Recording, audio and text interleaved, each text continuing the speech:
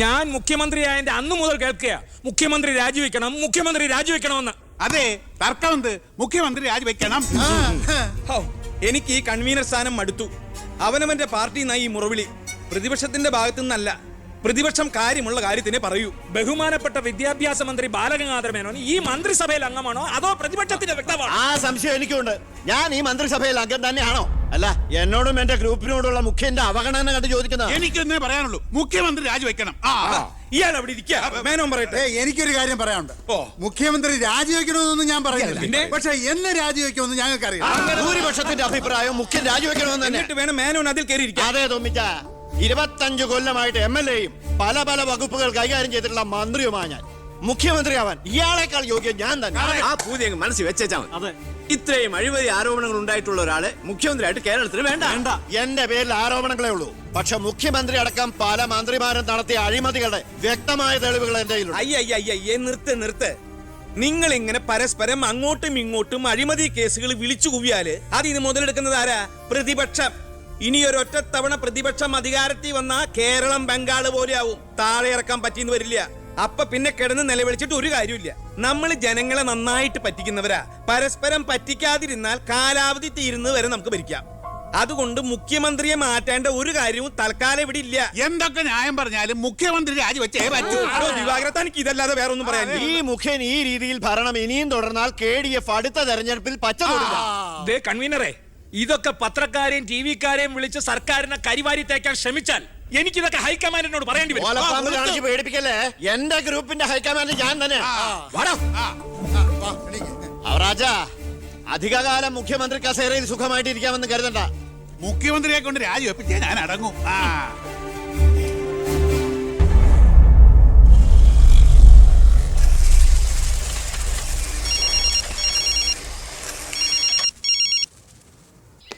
Finance മരുമകൻ IPS.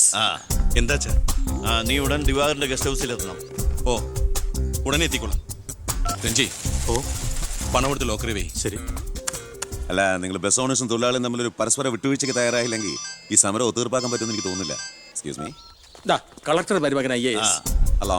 ഞാൻ guest ഹൗസിലുണ്ടാവും. ശരി സാർ, ഞാൻ വരാം. അപ്പൊ ഈ ചർച്ച തൽക്കാലം ഇവിടെ അവസാനിപ്പിക്കാം. നിങ്ങൾ പരസ്പരം ഒരു ധാരണയിലെത്തിയ ശേഷം എന്നെ അറിയിക്കൂ. ഓക്കെ? മുഖ്യനെ മാറ്റാൻ എന്റെ കൂടെ നിൽക്കാമെന്ന് വാക്ക് തന്നതാ തൊമ്മൻ ചാക്കോ. താൻ ആരോണം ഉന്നയിച്ചാൽ മതി, ഞാൻ പിന്തുണച്ചോളാമെന്ന് പറഞ്ഞിട്ട് എന്നിട്ടിപ്പം മീറ്റിംഗിൽ മുഖ്യന് വേണ്ടി വാദിച്ചിരിക്കുന്നു. അല്ലെങ്കിൽ അവരാച്ചൻ ഒഴിഞ്ഞു പോയനെ. നായി നടന്നോണ്ട് ഒരു കാര്യമില്ല, നായ്ക്ക് ഇരിക്കാനോട്ട് നേരമില്ല എന്ന് മുഖ്യം പറയുന്ന ഞാൻ ഉദ്ദേശിച്ചത്. മേനോ സാറ് മുഖ്യമന്ത്രിയാവുമെന്ന് ഞാൻ വെറുതെ സ്വപ്നം കണ്ടു. എല്ലാം കൈവിട്ട് പോയില്ലേ? ഇല്ല ജോസ്പേട്ട, കൈവിട്ടു പോയി എന്ന് കരുതിയ പലതും നമ്മൾ വെട്ടിപ്പിടിച്ചെടുത്തിട്ടുണ്ട്. ജോസ്പേട്ടന്റെ സ്വപ്നം ഫലിക്കും. അച്ഛൻ മുഖ്യമന്ത്രിയാകും. അത് മറ്റാരേക്കാളും കൂടുതൽ ആഗ്രഹിക്കുന്നവനാ ഞാൻ. കേട്ടോടാ ദിവാര, അണികൾ ഒരുപാട് പേര് പിന്നിലുണ്ടെങ്കിലും എന്റെ ശക്തി എന്ന് പറയുന്ന ഇവരാ എന്റെ മരുമക്കള്. ഈ IPS-ഉം ഈ IAS-ഉം എന്റെ വാക്കനുസരിച്ച് ഇവര് നിന്നിട്ടുള്ളൂ. ഇവരോട് അഭിപ്രായം ചോദിച്ചിട്ടേ ഞാൻ പ്രവർത്തിച്ചിട്ടുള്ളൂ. അല്ലച്ചാ, ഈ CM രാജിവെക്കാൻ തയ്യാറായില്ലെങ്കിൽ അച്ഛന്റെ ഗ്രൂപ്പിന് പാർട്ടി വിട്ടു പോകുന്നു. ഈ പാർട്ടി വളർത്തുക എന്നൊക്കെ പറഞ്ഞാലുണ്ടല്ലോ, കൂടെ നിൽക്കുന്ന ഒറ്റ ഒരുത്തനെ വിശ്വസിക്കാൻ കൊള്ളില്ല.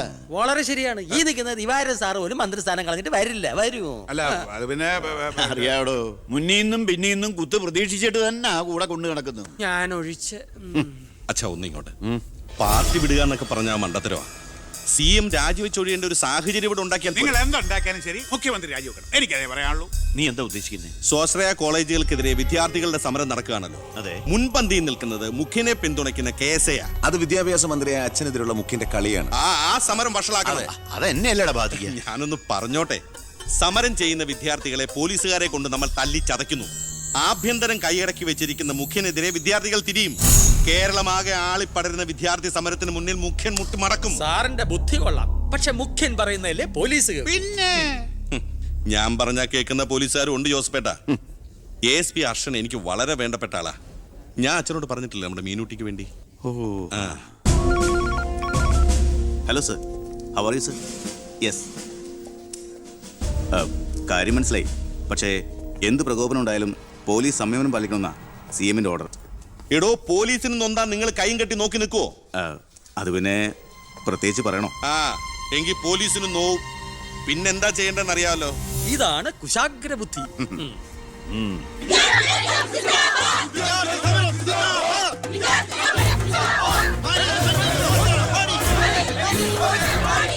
നിയമം കയ്യിലെടുത്ത് പൊതുജീവിതം സമീപിക്കാൻ ആരും ശ്രമിക്കരുത്. Go back. I repeat, ദയവായി പിന്നിൽ പോവുക. വിദ്യാർത്ഥി സമരം സിന്ദാബാദ്. Police go back. Police go back. Police go back. Police go back. Police go back. Police go back. Police go back.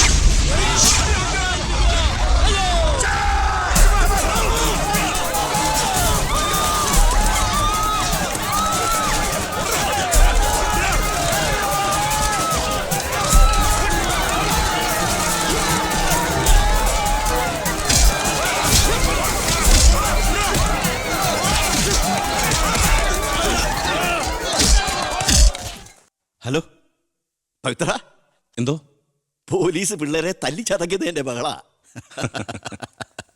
പവിത്ര, നിന്റെ താന്ത്ര ശരിക്കും ഏറ്റ് കേട്ടോ. അവിടെ പോലീസും പിള്ളേരും തമ്മിൽ പൊരിഞ്ഞ യുദ്ധം. ഇതോടെ മുഖ്യന്റെ പ്രതിച്ഛായ മാറിക്കിട്ടും. അച്ഛൻ നോക്കിക്കോ, ഇനി വിദ്യാർത്ഥികൾ ഇറങ്ങിയിരിക്കില്ല. കേരളക്കരയാകെ പ്രതിഷേധം കത്തിപ്പടരും. വിദ്യാർത്ഥികളെ തൊട്ട് കളിച്ച മക്കളെ നീക്കൾ സൂക്ഷിച്ചോ.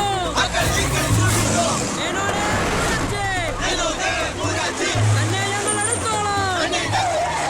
വിദ്യാർത്ഥികളെ തൊട്ട് കളിച്ച മക്കളെ നീക്കൾ സൂക്ഷിച്ചോ. വിദ്യാർത്ഥികളെ തെരുവിലിറങ്ങി കളിക്കാൻ നോക്കണ്ട. സർ, യൂത്തിൽ ഇങ്ങനെ പ്രതിഷേധയാതെ നമുക്ക് റൂട്ടൊന്ന് ഡൈവേർട്ട് ചെയ്താൽ. ഇതിനാ അല്ല, എടോ, മന്ത്രിയെ പ്രൊട്ടക്ട് ചെയ്യാൻ കഴിഞ്ഞില്ലേ പിന്നെ നിങ്ങൾ എന്തിനാ മുന്നിൽ പിന്നിൽ നടക്കണം? അവരെ പിടിച്ച് മാറ്റോ. സർ. ഗ്രൂപ്പ് തർക്കം പരിഹരിക്കാൻ കേന്ദ്ര നിരീക്ഷകൻ എത്തിയ ദിവസം കൊള്ളാം. എല്ലാം നേരിട്ടുണ്ട്, മനസ്സിലാക്കട്ടെ. പ്ലീസ് നിർത്തൂ പ്ലീസ്. ദയവേത് നിങ്ങൾ പിരിഞ്ഞു പോകണം, അല്ലെങ്കിൽ മന്ത്രിയെ പോകാൻ അനുവദിക്കും. മേനോനെ മൂരാച്ചേ രാജിവെച്ചു പുറത്തു പോകും. വണ്ടി ഇടോ. വണ്ടി ഇവിടെ വരട്ടെ. ആ കടന്നു വരുന്ന ആളത്ര ശരിയല്ല.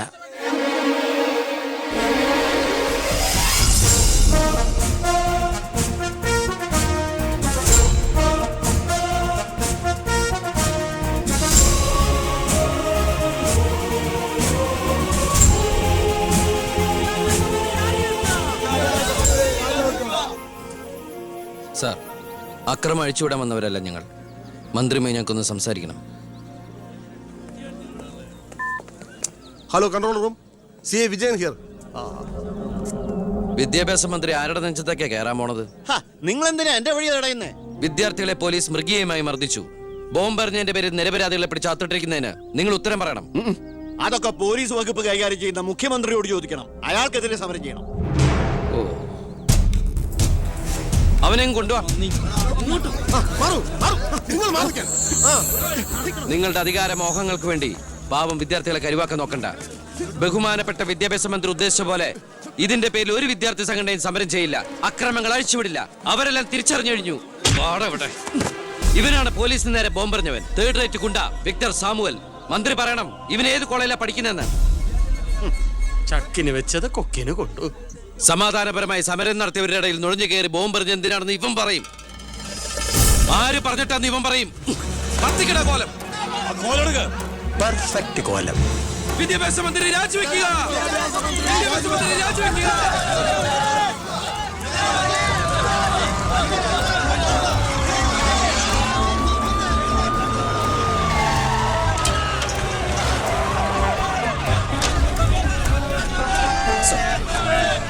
എത്ര നേരായി നടുറോട്ടി കിടക്കുന്നത്? അടിച്ചു മാറ്റമില്ലാത്ത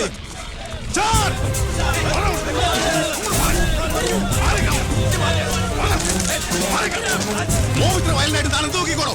വെറുതെ ഒരു ഇഷ്യൂ ഉണ്ടാക്കണം. കോലം കത്തോട് രസിക്കുക. അടിച്ചു ഓടിക്കൊള്ളാതെ.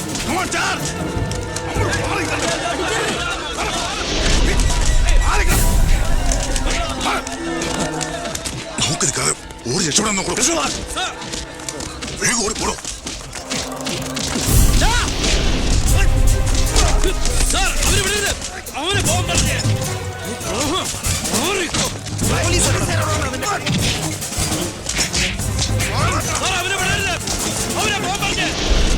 ആ പയ്യൻ കൊള്ളാവല്ലോ. അവനെ നാളെ നമ്മുടെ ഇടയിൽ കണ്ടേക്കാം. നല്ല ഉശിര് അല്ലേ? അത് പിന്നെ കാണാതിരിക്കോ? താൻ അറിയോ അയാളെ? അറിയും. ഞങ്ങൾ തമ്മിലൊരു ചെറിയ ബന്ധമുണ്ട്. എന്തു ബന്ധം? എന്റെ ഒരേ ഒരു മോന. ആറ്റുനോറ്റുണ്ടായ ഒരേ ഒരു ഉണ്ണി. അവന്റെ ചോറ് ഇവിടെയും കൂറ് അവിടെയുമാണ്. അവൻ നിൽക്കുന്നത് മുഖ്യന്റെ ചേരിയില്ല. താമസിക്കുന്ന മേനോൻ സാറിന്റെ വീട്ടിലും. ഇവരുടെ വീടാണ് ഒരു വീട്, കുടുംബം ഒരു കോവിൽ.